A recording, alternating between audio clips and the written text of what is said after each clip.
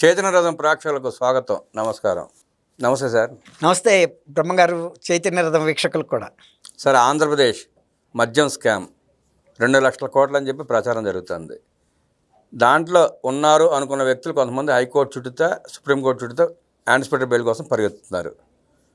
ఆ కేసు ఏంటి, దాని నేపథ్యం ఏంటి, అది ఎప్పటికి తేలేను. ఇప్పుడు బ్రహ్మంగారు, ఆ కేసు ఏంటి, ఆ కేసులో ఎంత పరిణామంలో అవినీతి జరిగింది, అందులో ఎవరు ఇన్వాల్వ్ అయ్యారు, ఎవరు కాలేదు, అవన్నీ తర్వాత విషయాలండి. అసలు ప్రధానంగా ఇక్కడ మనం గమనించాల్సింది ఏంటంటే, పార్టీ అధ్యక్షుడు జగన్మోహన్ రెడ్డి గారి మాట వాళ్ళ పార్టీలో చెల్లని పరిస్థితికి వచ్చేసింది. అసలు అది ప్రధానమైన అంశం ఇక్కడ. జగన్మోహన్ రెడ్డి గారు ఏమనుకుంటున్నా అంటే, ఇంకా నేను గతంలో ముఖ్యమంత్రిగా ఉన్నప్పుడు తనకి పార్టీ మీద ఉన్న పట్టు ఇవాళ కూడా ఉందని భ్రమపడుతున్నాడు. కానీ అసలు ఆయన్ని పార్టీలో ఎవరు కూడా అసలు ఆయన్ని లెక్క చేయట్లేదు అనేది పార్టీలో జరుగుతున్న పరిణామాలు చెప్తున్నాయి. ఆయన ఏం చెబుతున్నాడు, ప్రభుత్వం మీద మీరు ప్రతిఘటన చేయండి, ఏదైనా చేయండి, మీ తరపున నేనుంటాను, నేనే కాదు పార్టీ ఉంటుంది అన్నాడు. కానీ ఈ ప్రభుత్వం ఏం చేయగలుగుతుంది, మనని మహా ఉంటే ఒక 3 నెలలు జైల్లో పెట్టగలదని చెప్పాడు. నేను కూడా 16 నెలలు జైల్లో ఉండి ముఖ్యమంత్రి అయ్యాను, కాబట్టి మీరు ఎవరన్నా జైలుకి వెళ్తే భయపడాల్సిన పనే లేదంటున్నాడు. కానీ ప్రతి వాళ్ళు భయపడుతున్నారు. ఆయన చెప్పేది వేరు, జరుగుతుంది వేరు. ఆయన శాసనసభకి వెళ్ళొద్దని తను కాకుండా ఉన్న 10 మంది ఎమ్మెల్యేలని ఆదేశించాడు. కానీ ఆ 10 మంది వెళ్ళి వాళ్ళు అనర్హత వేటు పడకుండా బయట రికార్డులో హాజరు పట్టీలో సంతకాలు చేసి వెళ్ళిపోతున్నారు. అంటే ఆయన మాటకి ఏమైనా విలువ ఉంది అక్కడ? అట్లాగే ఇవాళ అనేక కుంభకోణాల్లో చిక్కుకున్న వ్యక్తులు ప్రతి వాళ్ళు జిల్లా కోర్టులో పేరుని నాని భార్య ముందస్తు బెయిల్ తెచ్చుకుంది. తర్వాత ఈయన లోక్సభ సభ్యుడు మిథున్ రెడ్డి హైకోర్టులో మధ్యంతర బెయిల్ తెచ్చుకున్నాడు. మళ్ళీ తర్వాత విచారణలో మధ్యంతర బెయిల్ని రద్దు చేసింది. ఇప్పుడు సుప్రీంకోర్టుకి వెళ్ళే పరిస్థితిలో ఉన్నాడు. అట్లాగే ఎవరైనా సరే ప్రతి వాళ్ళు కూడా కోర్టులకు వెళ్ళి మధ్యంతర బెయిల్ తెచ్చుకుంటున్నారు. ఎందుకంటే వాళ్ళు చేసిన నేరాలు అసలు నిజానికి మిథున్ రెడ్డి మధ్యంతర బెయిల్కి వెళ్ళాల్సిన అవసరమే లేదు. ఎందుకంటే ఇంకా ఎఫ్ఐఆర్ నమోదు కాలేదు, ఆయన పేరు లేదు. కానీ ఆయన ఎందుకు వెళ్తున్నాడంటే ఆయనకి తెలుసు, ఆ గుమ్మడికాయల దొంగ అంటే భుజాలు తడుముకున్నట్టు ఆయన ఎలాంటి పాత్ర నిర్వహించాడో తెలుసు. కాబట్టి ఆయన వెంటనే ముందస్తు బెయిల్కి వెళ్ళాడు. ముందస్తు బెయిల్కి వెళ్తే ఇందులో ఏముందనేది తెలియకుండా వాళ్ళు ఏం చేశారంటే, కోర్టు వాళ్ళు కూడా ఫస్ట్ మధ్యంతరం వచ్చారు, కానీ తర్వాత ప్రభుత్వ తరపు లాయర్ కూడా చెప్పాడు అసలు ఆయన పేరే అసలు ఎఫ్ఐఆర్ రిజిస్టర్ అవ్వాల. రిజిస్టర్ కాని వాళ్ళకి ముందస్తు బెయిల్ ఇవ్వడం అనేది ప్రాథమిక న్యాయ సూత్రాలకి విరుద్ధం. కాబట్టి మీరు ఇక్కడ ఇవ్వాల్సిన అవసరం లేదన్నాడు. అది ఆ సందర్భాన్ని మనం చూసాం. ఇప్పుడు సుప్రీంకోర్టుకి వెళ్ళే ప్రయత్నం మీద ఉన్నాడు. అట్లా ప్రతి వాళ్ళు కూడా ఎవరైతే కుంభకోణాల్లో పాత్ర ఉందో, ఆ జగన్మోహన్ రెడ్డి గారు ఉన్న 2019 నుంచి 24 వరకు చిన్న కేసు కూడా నమోదు కాలేదు.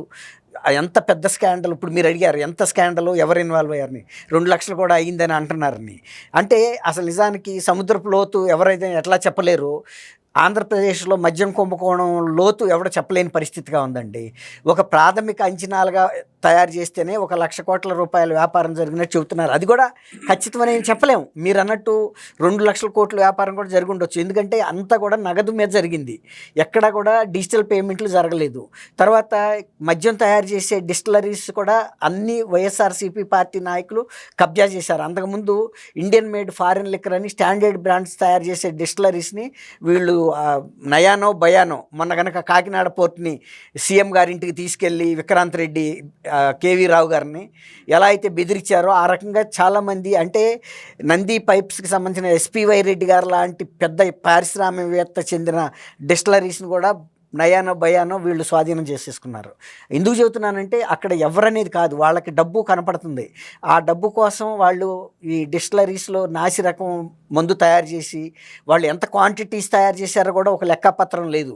ఎంత బేవరేజెస్ కార్పొరేషన్కి అమ్మారు, బేవరేజెస్ కార్పొరేషన్ నుంచి మళ్ళీ అమ్మింది కూడా మళ్ళీ ప్రభుత్వం తరపునే.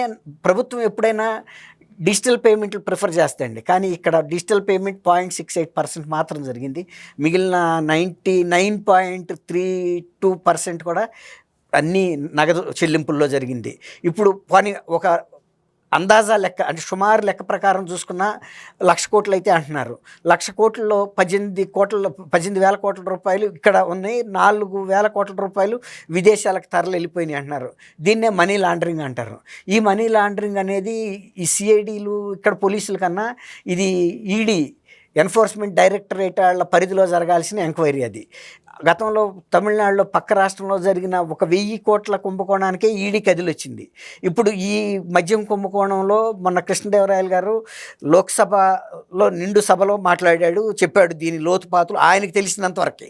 ఇంకా అందనంత లోతు కూడా నది ఉండొచ్చు, గడే ఆఖరి కాదు, గెడలాంటి 10 గెడల లోతు ఉండొచ్చు. ఆయన చెప్పిన మీదట వెంటనే అమిత్ షా గారు ఈ కృష్ణదేవరాయలు గారిని పిలిపించుకుని వివరాలు అడిగాడు, ఇచ్చాడు. ఇచ్చినప్పుడు వెంటనే ఎప్పుడైతే హోంశాఖ మంత్రి దృష్టి ఈ అంశం మీద పడిందో దానికి సంబంధించిన కేంద్ర దర్యాప్తు సంస్థల అధిపతులు కూడా అలర్ట్ అవుతారు. వాళ్ళ పరిధిలో వాళ్ళు తెప్పించుకుంటారు ఇన్ఫర్మేషను రకరకాల మార్గాల ద్వారా. అసలు ఈ కుంభకోణం ఎందుకంటే ఆయన ఎప్పుడైనా వీళ్ళని పిలిపించవచ్చు, అడగొచ్చు ఏంటి ఈ కుంభకోణం మీద మీ దగ్గర ఉన్న మెటీరియల్ ఏంటని. బ్లాంక్ ఫేస్ పెట్టకూడదు కదా, నాకేం తెలియదండి అనకూడదు. ఒక దర్యాప్తు సంస్థల ఉన్నత అధిపతులు ముఖ్యంగా అప్పుడు కొంత బేసిక్ ఇన్ఫర్మేషన్ అయితే ఆయన ముందు పెట్టాలి. అప్పుడు మీ ఆదేశాలు ఎలా ఉంటే మేము అలా చేస్తాం సార్. లేదా ఇంకోటి ఏంటంటే వాళ్ళు దర్యాప్తుకుండా మార్గాలను కూడా చెప్పాలి, లక్ష్యం కూడా ఎంత రక ఉండి ఉండొచ్చు ఈ కుంభకోణం అని. ఇప్పుడు మీరు అన్నట్టు ఈ కుంభకోణం గురించిన వాళ్ళ కేంద్ర ప్రభుత్వంలోనూ ఉంది, సిఐడి వాళ్ళ నివేదిక కూడా 1-2 సార్ల ఈయన పేరు అయితే ప్రస్తావన ఉంది. మిథున్ రెడ్డి పలానా డిస్టిలరీస్ పలానా కథ, ఈయనకి ఒక 3,000 కోట్ల రూపాయలు అందిందని కూడా చాలా వరకు ప్రచారం జరుగుతుంది. 3,000 2,500 అనేది అది తర్వాత ప్రశ్న. ఇప్పుడు మొన్న మధ్య ఆయన ఢిల్లీలో ప్రెస్ మీట్ పెట్టి మేము భూ కుంభకోణంలో ఉన్నామన్నారు, ఎర్రసందనం కుంభకోణంలో ఉన్నామన్నారు, అటవీ నరికివేతలో ఉన్నామన్నారు, తర్వాత లిక్కర్లో ఉన్నామని అన్నారు. ఈయన ఎవరో కాదు కదండి, రామచంద్రారెడ్డి గారు అబ్బాయే కదా, పెద్దిరెడ్డి రామచంద్రారెడ్డి గారు అబ్బాయి. అది ఆ నియోజకవర్గం పేరేంటండి, పొంగనూరు.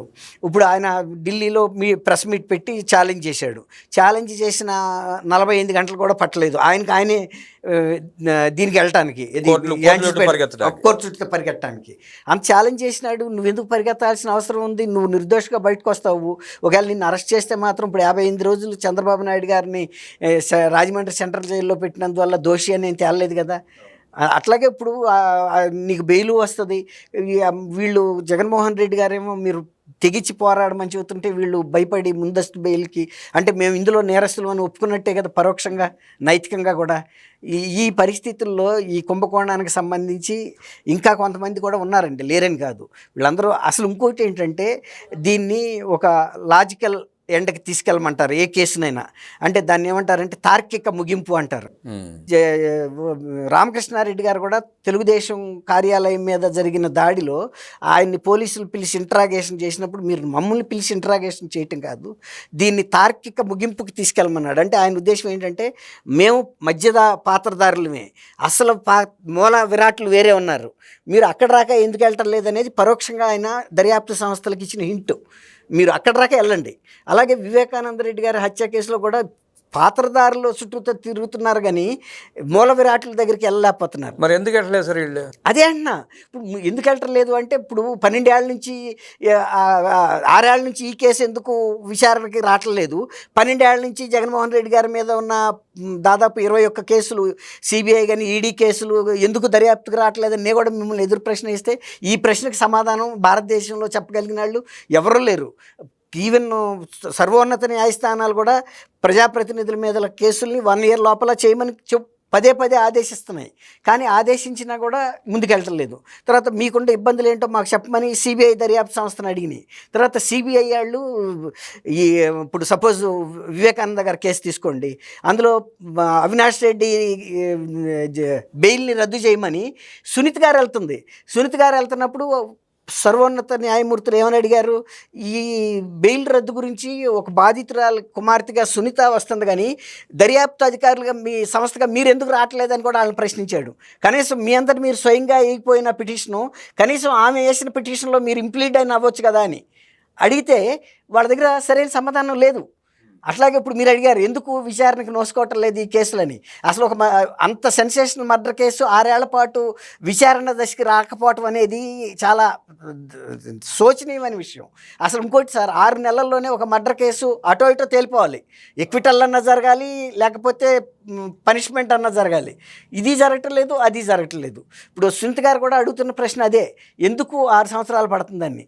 ఇది మనం దీని వెనకాల ఒక రాజకీయ శక్తులు లేకుండా, ధన ప్రభావం లేకుండా జరుగుతుంది అనుకోవడానికి వీలు లేదు. ఇప్పుడు అదే మీరు నేను 2 వాయిదాలకు వెళ్ళకపోతే అరెస్ట్ వారెంట్ వచ్చేస్తుంది మన కన్సర్న్ పోలీస్ స్టేషన్కి.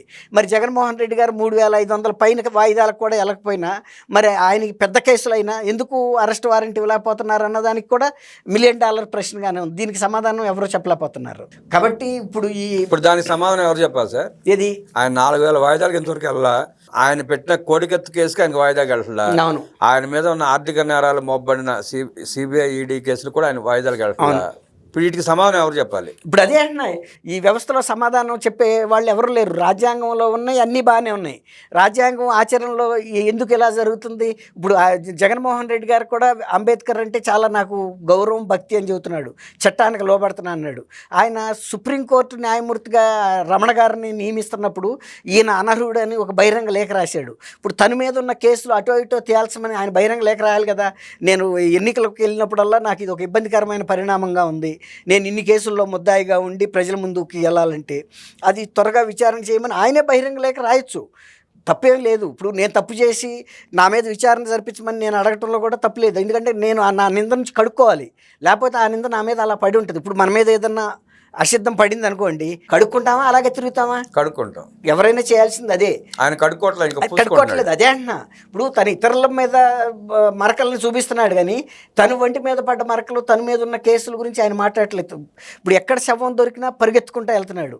ఇప్పుడు లేటెస్ట్గా కూడా ఇప్పుడు ఎక్కడో అనంతపూర్ డిస్టిక్లో ఏదో మర్డర్ జరిగిందని లింగమయ్య అని, అది ఫ్యాక్షన్. అక్కడ సునీత గారి కాన్స్టిట్యున్సీ పేరు ఏంటండి? రాప్తాడులోనే. ఇప్పుడు అతను ఆ హత్య గురించి వెళ్తున్నాడు. నిజమే, జరుగుతున్నాయి అడపా ఫ్యాక్షన్ విలేజ్ డిస్ట్రిక్ట్స్లో జరుగుతున్నాయి. ఇప్పుడు అది హత్య కాదని అయితే ఎవరు అంటలేదు. అది కూడానండి తోపుదత్తి ప్రకాష్ రెడ్డి వర్గానికి, మాజీ ఎంపీ గోరంట్ల మాధవ్ వర్గానికి జరిగిన ఘర్షణ చనిపోయాడు అయి ఉండొచ్చు. అదే అంటున్నా. ఇప్పుడు ఎవరు వచ్చినా ఈయన తీసుకెళ్ళి అకౌంట్లో వేసేది తెలుగుదేశం మీదండి. ఇప్పుడు ఆ వివేకానంద రెడ్డి గారిని ఎవరు చంపారో జగన్మోహన్ రెడ్డి గారికి తెలీదా? అసలు వివేకానంద రెడ్డి గారి హత్య గురించి తెలిసిన ఫస్ట్ 2 వ్యక్తులు భారతి గారు, జగన్మోహన్ రెడ్డి గారే. ఎలా జరిగిందో వాళ్ళకి తెలుసు. ఇప్పుడు ఆయన వెంటనే చెప్పిన మాట ఎవరు? చంద్రబాబు నాయుడు. అట్లా ప్రతి దాన్ని రాజకీయం చేసి శవం దొరికితే పరిగెత్తుకెళ్ళి తెలుగుదేశం మీద వేయటానికి ఆయన ఎలక్షన్లో జరిగిన 4 రోజులు కూడా తట్టుకోకుండానే 36 రాజకీయ హత్యలు జరిగిన ఢిల్లీ కూడా వెళ్ళాడు. అక్కడ ధర్నాలు చేయాలని, లేకపోతే ప్రధానమంత్రికి, హోంమంత్రికి వినతి పత్రాలు ఇస్తే కూడా అడ్రస్లు అడిగారు. ఏ పోలీస్ స్టేషన్ పరిధిలో జరిగినాయి, ఊరేంటి, పేరేంటి, అవి చెప్పాలి కదా. ఇక్కడ ఆశ్చర్యం ఏంటంటే సార్, నేను ఫేస్బుక్లో ఒక కామెంట్ చూసా. 43,000 కోట్లు దోచుకుని ఈడీ సిబిఐ కేసు పెడితే ఆయన ముఖ్యమంత్రి అయ్యాడు. ఇప్పుడు సుమారుగా అందరూ ఆరోపిస్తున్నట్టు 10 లక్షల కోట్లు దోచుకున్నాడు.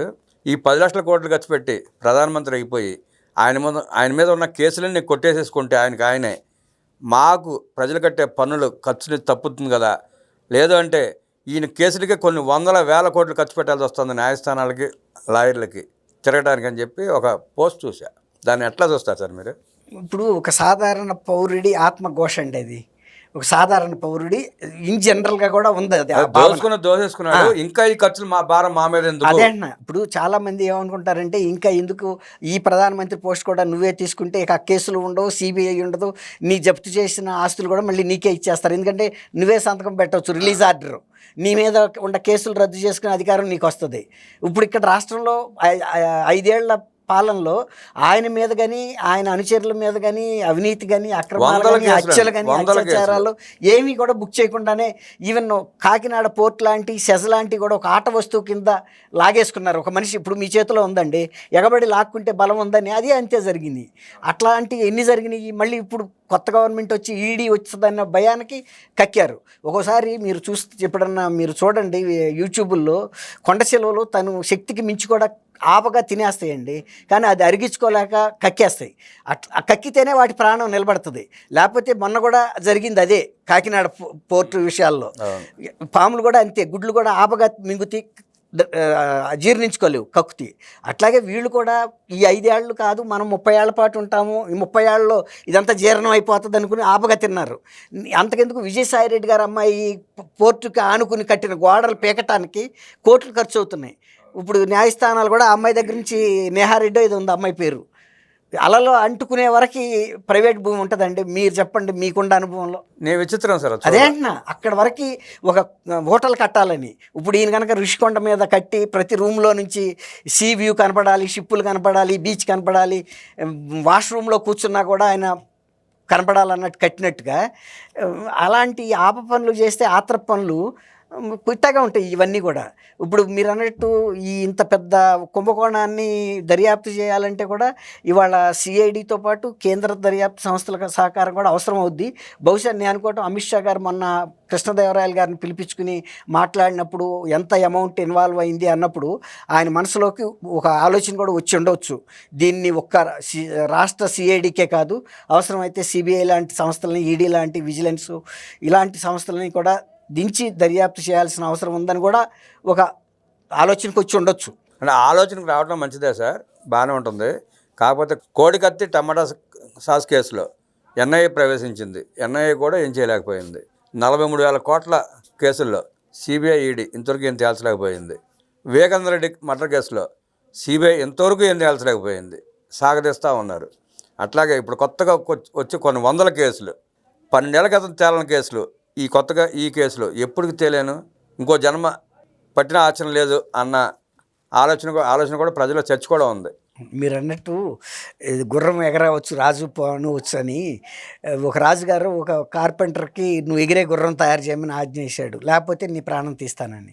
సరే, ఆయన గుర్రం అయితే తయారు చేశాడు. ఎగరాలంటే అది ఎగరదు, అది అసాధ్యం. కానీ కార్పెంటరు ఒక ఆశతో బతికాడు.